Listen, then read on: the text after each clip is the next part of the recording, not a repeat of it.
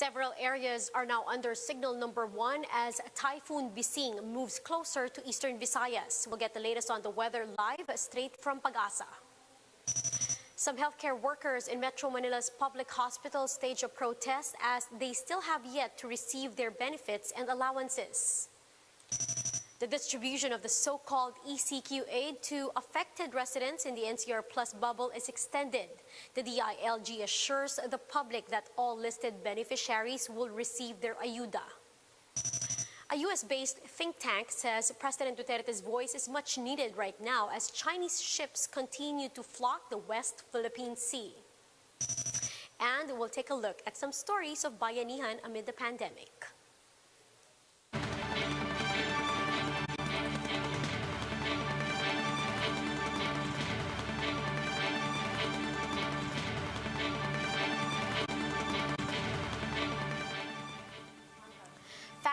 Focused and fearless. Here's everything you need to know to jumpstart your day. I'm Riza Diaz.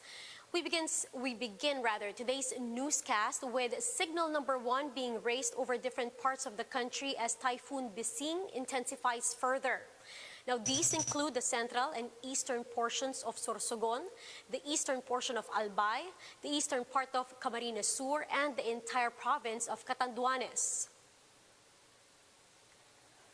Now, same goes for northern Samar, eastern Samar, Biliran, Leyte, southern Leyte, and Camotes Islands. Now, signal number 1 is also up in Dinagat Islands, Surigao del Norte, including Siargao and Bucas Grandes Islands, and Surigao del Sur. Meanwhile, health workers from public hospitals in Metro Manila reignited their calls for the release of benefits and allowances that the government promised to give them. Now, some groups feel that their pleas are falling on deaf ears of the health department, so they directed their concerns straight to the president. Jenny Dongon with the story. Instead of carrying medical tools, these public healthcare workers across the metro, still clad in PPEs, had kitchen utensils on hand, banging them to make their cries louder. They believe their allowances and benefits are being withheld, incentives according to them by bayanihan too. Kung mayroong mahanap na ibang trabaho, pwede lumipat na lang kasi sa panahon ngayon talagang nakakatakot. Kahit kami kinakabahan kapag may mga napapositive. Nakakatakot pa nito, baka mamaya hindi mo na makita yung pamilya mo. Nasa isang garapon ka na lang.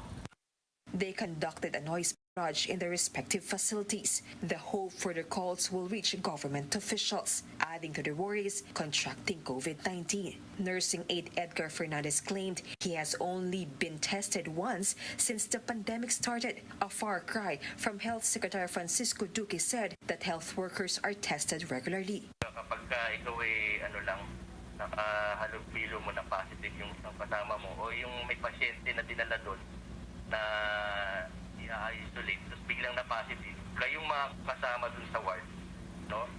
Tsaka ka lang ipapaswab. Various healthcare unions wrote a letter to the president seeking a dialogue. They believe the health department is not doing its job. Their demand, more personal protective equipment, regular swab testing, and the granting of promised benefits.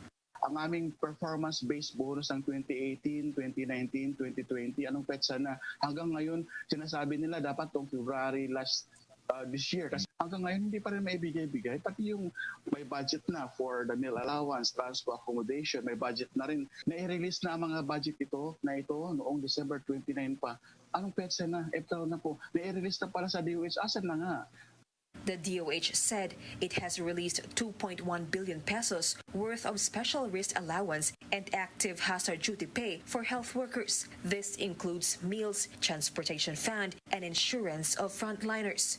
So sinisigurado po ng Department of Health ang kanilang mga benepisyo at mga sweldo ay maibigay sa kanila on time and completely. So pinapabilis din po natin ang pagbibigay ng ating active hazard duty pay or AHDP at special risk allowance or SRA. The agency, however, has yet to announce the status of its issuance of performance bonuses. For News 5, Jenny Dongon, We Are One News. Now let's circle back to our top story. Typhoon Bising continues to rapidly intensify while hovering the Philippine Sea. To tell us more about this, we have a Pag-asa weather forecaster, Raymond Ordinario, on the line. Sir Raymond, good morning. Yes, Ms. Risa, good morning. And this is our update regarding Typhoon Bising. As of 4 a.m. Today, it was estimated around 705 kilometers east of Surigao City in Surigao del Norte, or around 775 kilometers east of Maasin City, southern Leyte, having a maximum sustained winds of 175 kilometers per near the center and a gustiness that may reach up to 215 kilometers per hour. It is moving on a west-northwest direction at a speed of 20 kilometers per hour. By tomorrow morning, it is expected around 355 kilometers east-northeast of Borongan City, Eastern Samar, or around 430 kilometers east of Catarman, Northern Samar. Due to Typhoon Bising, tropical cyclone wind signal number 1 was raised over the central and eastern portion of Sorsogon, eastern portion of Albay, eastern portion of Camarines Sur, Catanduanes, Northern Samar, Samar, Eastern Samar, Biliran, Leyte, Southern Leyte, Camotes Island, Dinagat Island, Surigao del Norte, and Surigao del Sur.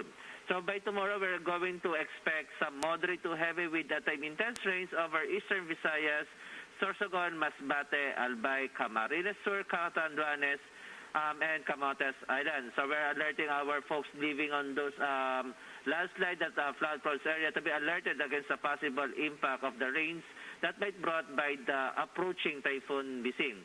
So also we're going to expect a raising signal number 1 over the eastern portion of Masbate, the northern portion of Cebu, including some other localities in Albay and Camarines Sur, in the next bulletin that will be issued at 11 a.m. today. And also we're going to expect, based on our current scenario, raising a maximum of signal number 2 in areas, especially on the Eastern Visayas and eastern section of southern Luzon, due to the close approach of this Typhoon Bising. Also, we're going to expect until Tuesday that it will move near towards the eastern section of southern Luzon and eastern Visayas, then expected to recurve towards the north to northeast after that. So, meaning to say, if that will be the most possible scenario, we're going to expect improving weather starting Wednesday next week on the eastern section of our country. The next bulletin for this Typhoon Bising will be issued at 11 a.m. today. And that's the latest from the Weather Forecasting Center of Pag-asa, Raymond Ordinario reporting.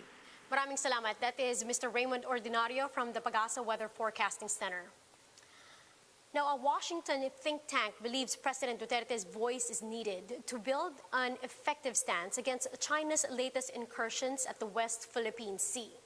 Speaking on One News, the chief's Gregory Poling of the Asia Maritime Transparency Initiative said it's not enough for the cabinet to keep firing diplomatic protests and for the military to keep stepping up its presence in our exclusive economic zone. Poling believes all these initiatives will go to waste if the president himself remains mum on the matter. Poling says only President Duterte can actually strengthen the country's position in the West Philippine Sea dispute. The think tank notes that it's about time for Duterte to speak up and intervene as he has the final say on foreign policy.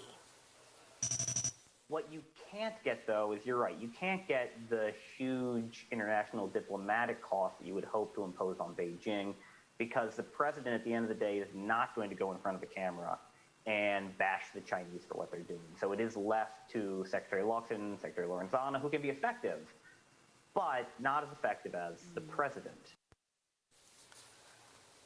The AMTI says while the U.S. support is important, the Philippines needs a broad coalition consisting of different countries to pressure China to look for a compromise in the maritime dispute.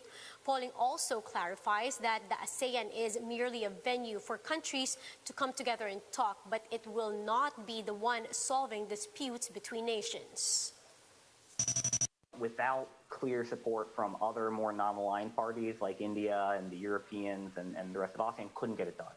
It only happens if you have a broad enough coalition that Beijing really feels like it has no way out, that it can't just pretend that this is all some concocted Filipino-American conspiracy, which is the way that China likes to spin this. The Interior Department confirms that the timeline for distribution of the so-called ayuda has been extended. The deadline for handing out of cash aid to NCR Plus residents was supposed to be on Thursday, April 15.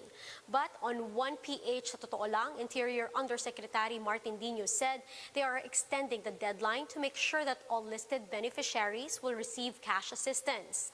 Dino also reminded affected residents that they may air concerns regarding the distribution process to the grievance committee. Doon sa mga nagrereklamo, meron kayong tinatawag na grievance committee. Pag hindi kayo nasiyahan dyan, dumiretso kayo sa opisina ko at dito kayo magreklamo. Para summons ko agad si Kapitan at pagka mayor yan, i-refer ko kayo doon sa Undersecretary for Local Government.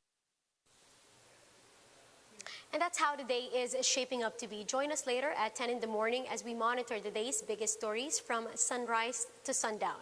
You can also catch One News on Signal Play app.